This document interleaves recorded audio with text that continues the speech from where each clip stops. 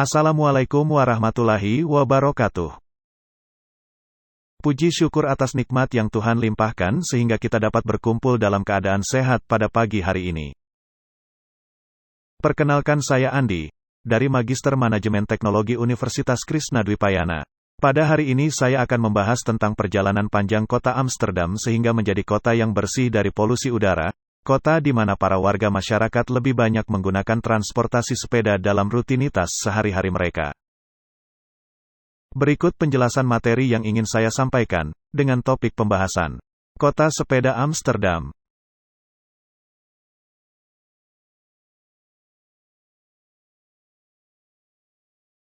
Menjadi kota sepeda dan kota masa depan yang berkelanjutan ternyata tidak semudah yang dibayangkan. Amsterdam menapaki jalan berliku dan ada pengorbanan nyawa tak sedikit untuk mewujudkannya.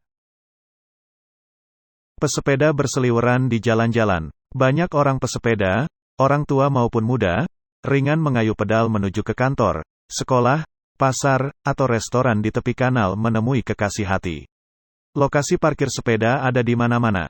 Sesekali, tram atau angkutan umum lain melaju di jalurnya, tak saling mengganggu dengan para pesepeda dan pejalan kaki. Mobil pribadi tetaplah ada, tetapi hanya di jalur yang diperbolehkan.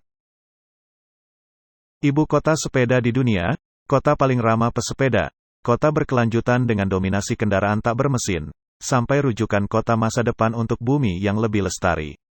Semua julukan itu diberikan dengan rasa hormat kepada Amsterdam. Kota-kota lain berharap dapat menduplikasinya. Yang tidak semua tahu, menjadi kota sepeda ternyata tidak semudah dibayangkan. Amsterdam menapaki jalan berliku dan ada pengorbanan, termasuk nyawa yang tak sedikit demi mewujudkannya.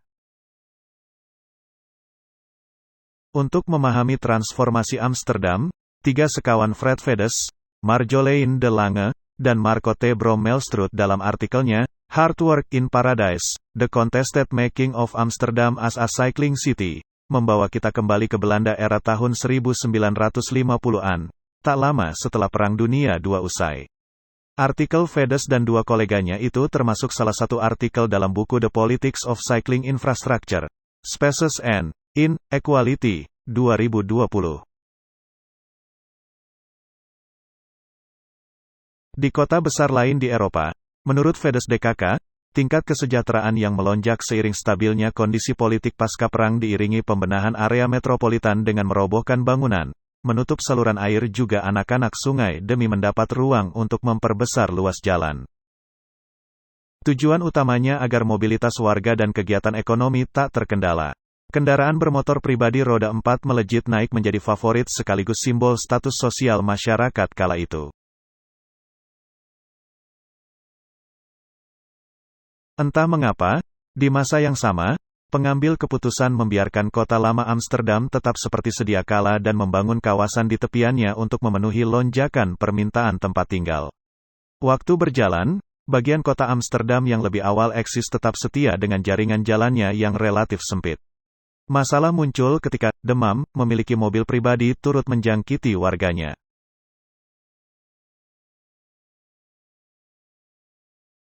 Pada 1971 di Amsterdam terjadi 3.300 kematian akibat kecelakaan lalu lintas. Sebanyak 400 korban tewas dari total jumlah itu adalah anak-anak. The Guardian. Wajah Amsterdam selama kurun 1950 awal 1970 itu disebut mengerikan. Di kota lama dan baru, rentetan parkiran mobil di tepi jalan ditambah lalu lalang kendaraan serupa membuat kota penuh sesak. Kota seluas kurang dari 220 km persegi atau sekitar sepertiga luas Jakarta itu terasa tak karuan.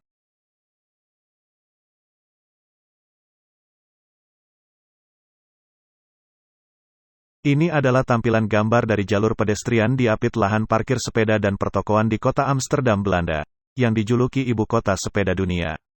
Foto diambil pada Juli tahun 2019.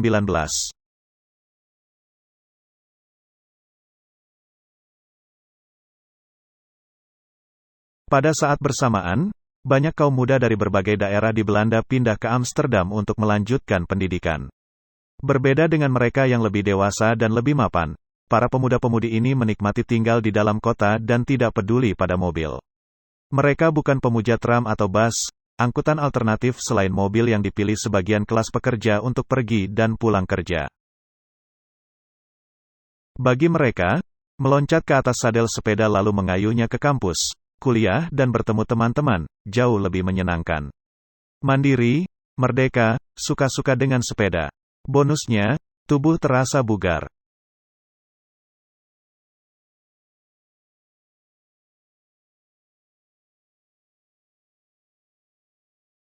Dari sanalah, menurut Fedes DKK, gaya hidup bersepeda di Amsterdam muncul dan tak hanya digemari anak kuliahan, tetapi turut menulari ibu rumah tangga, anak sekolah, dan lambat laun turut menggoda kelas pekerja sampai warga lanjut usia.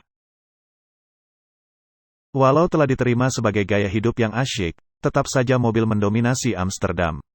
Pemerintah dan masyarakat luas melihat sepeda sebatas hobi yang bakal tergerus seiring perubahan usia serta kesejahteraan seseorang.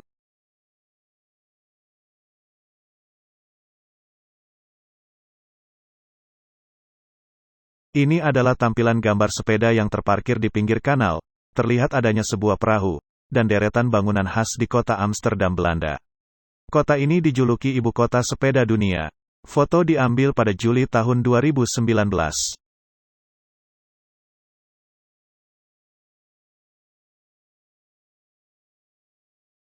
Akan tetapi, persepsi publik perlahan berubah ketika angka kecelakaan lalu lintas yang melibatkan mobil naik pesat. Laporan The Guardian, pada 1971 di Amsterdam terjadi 3.300 kematian akibat kecelakaan lalu lintas. Sebanyak 400 korban tewas dari total jumlah itu adalah anak-anak. Kehilangan anak-anak itu memicu warga Amsterdam sedih dan geram bukan kepalang. Mereka serentak turun ke jalan meminta pemerintah mengambil tindakan tegas mengatasi masalah itu. Unjuk rasa tersebut dikenal sebagai gerakan Stop the Kindermoord, hentikan pembunuhan anak-anak.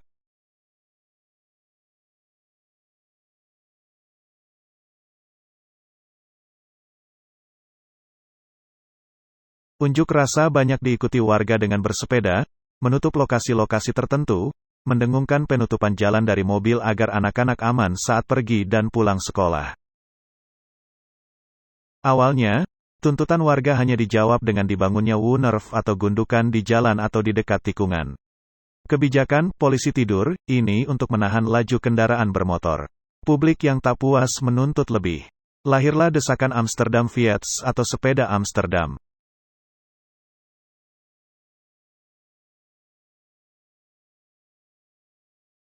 Ini adalah tampilan gambar suasana salah satu sudut kota Amsterdam, Belanda, yang dijuluki ibu kota sepeda dunia.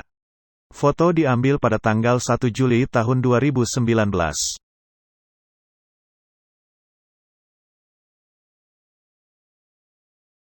Ini adalah tampilan gambar suasana salah satu sudut kota Amsterdam, Belanda, yang dijuluki ibu kota sepeda dunia. Foto diambil pada tanggal 1 Juli tahun 2019. Pada 1978, masyarakat semakin tak tahan dengan kebijakan pemerintah yang pro kendaraan bermotor pribadi. Mereka menggelar unjuk rasa besar-besaran seminggu sebelum pemilihan umum dan meminta para politisi membangun negara Belanda berbasis kota ramah sepeda. Perlu 4 tahun sebelum rencana jaringan sepeda ditetapkan. Secara prinsip, rencana ini meliputi 2/3 dari semua jalan utama untuk jalur sepeda, menghubungkan jalur sepeda di semua ruas jalan utama maupun arteri hingga gang, mewujudkan kawasan-kawasan bebas mobil pribadi dengan menguatkan sistem transportasi publik dan fasilitas pejalan kaki juga pesepeda, serta menjadikan lahan parkir mobil sebagai ruang publik dan tempat untuk sepeda. Sejak 1982 hingga saat ini, Fedes DKK menyatakan rencana induk menjadikan Amsterdam dan kota-kota lain di Belanda menjadi ramah sepeda sudah 95% tercapai. Namun, proses menjadi lebih baik dan berkelanjutan terus dilakukan. Kanal e-Amsterdam menyebutkan, penduduk Amsterdam kini bersepeda hingga 2 miliar kilometer per hari di sepanjang 767 kilometer jalur sepeda yang disediakan. Populasi sepeda di Amsterdam 1,5-2 kali lipat jumlah penduduknya. Sampai tahun 2020, ada sekitar 1 juta jiwa warga di kota utama atau sekitar 2 juta jiwa untuk seluruh area metropolitan Amsterdam.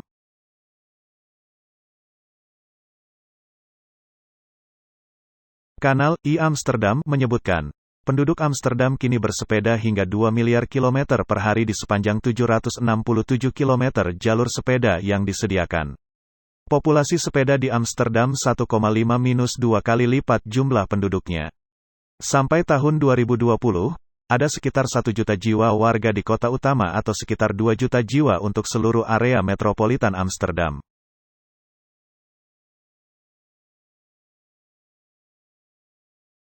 Belanda sendiri kini menjadi laboratorium untuk berbagai uji coba infrastruktur kota pendukung aktivitas bersepeda yang aman. Aturan serta teknologi baru terus digodok agar pesepeda tidak semena-mena di jalan, karena kian banyak pula kecelakaan maut melibatkan pesepeda yang ngebut. Selain itu, terus diupayakan pencegahan pencurian sepeda dan perilaku membuang sepeda ke ratusan kanal di sana.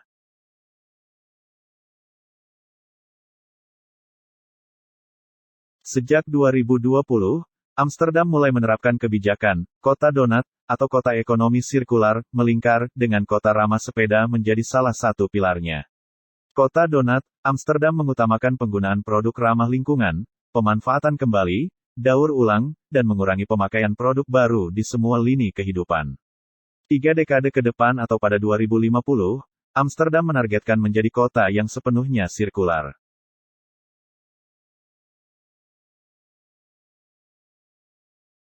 Jalan Panjang Sepeda Amsterdam maupun Impian, Kota Donat, 2050 mengajarkan bahwa memang tidak ada proses kilat menjadi kota berkelanjutan. Program baru Paris maupun London pun disebut baru akan terlihat hasilnya paling cepat di 2030.